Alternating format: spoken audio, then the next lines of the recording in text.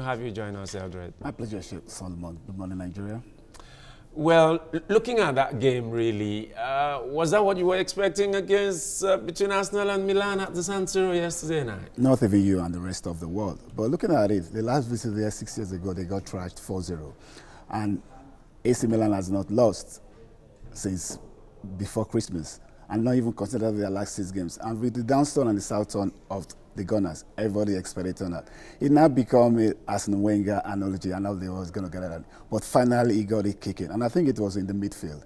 He tried to play Amsterdam and Connection like that. Yeah, I was going to ask you, what changed in the Arsenal team that had been fumbling and wobbling before this time? What changed last night? But Solomon, you must agree, this is a team that has the quality to play against any top side in the world.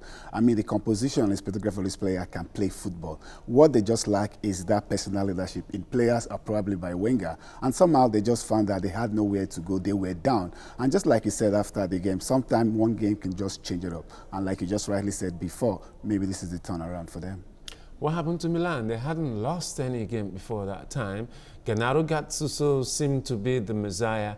So what went wrong tactically for them on the night on the pitch against an Arsenal team that was always seen as playing like elementary school boys? I think he overcompensated his team and probably underrated Wenger. I think it was a match of the coaches. His cerebral potency going into the game was, I was going to rush on all breaks. And because of his styles and philosophy to play, he is a back four, probably defensive. But I think he opened it too much.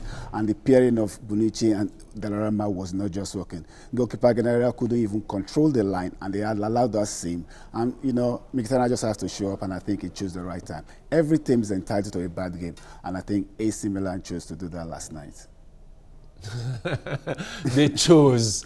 I don't know of people choosing to have a bad day. How could AC Milan have chosen to have a bad day? Well, in football, sometimes you believe you can turn it off and turn it on. And it depends on how good you've done this. See, practice is training. And if it's not good practicing, it becomes habitual. And sometimes you think you can turn it off and turn it on.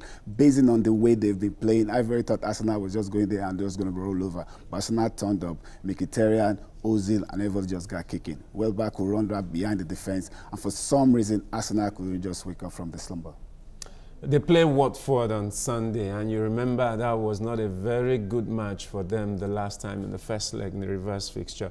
Arsenal considered terribly, and I guess that's where the problem started, really. What should we expect in that game? Well, the Gunners, particularly in a team that you could say they're not going to consider. They have been having problems on the defense line. But one thing they've played against a team, AC Milan, that have not considered in 539 minutes, football minutes, and they found a way to push to in San Siro. So with that confidence going back to England and now playing at the Emirates, they now feel that, yes, we can do it. And when those players come together and have belief, and probably they're finding those self-leaders within the team, I think they'll get this done.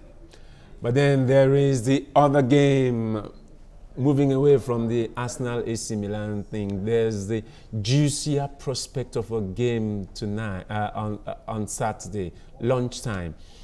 Manchester United at Old Trafford against, well, maybe the eternal rivals, really. You know, people think it's Man City that is the rival, but I think it's Liverpool. I think it's also more than just a football game, isn't it? It is, and it's a match of the Reds. We have the legendary Red and the Red Devil.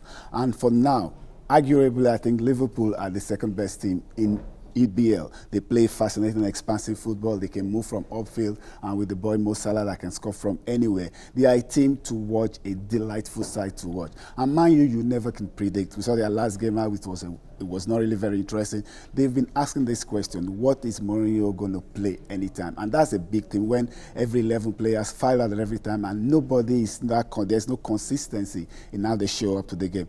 But Solomon, you must agree with me. One thing he knows how to do to play against this big side. But one thing again, Liverpool are not used to, they are very inconsistent. They can score 4 goals, but at the back of front, they can let in 5. But I think for now, they are beginning to find with Vigil in the team and with Mo Salah showing, and you have Sané that can score from anywhere. When they have those space, they worry the back central. And because Man U does not know how to play and shift that line to play regulatory football, then I think it's going to be a cracker. So what would you expect the score line? I think it's going to be a tie, 2-2. 2-2. 4 goals 2-2. 2-2. Okay, those who are staking their money should know where to stake it. Thank you so much, Eldred, for coming on Sports on TVC Breakfast. It's a pleasure.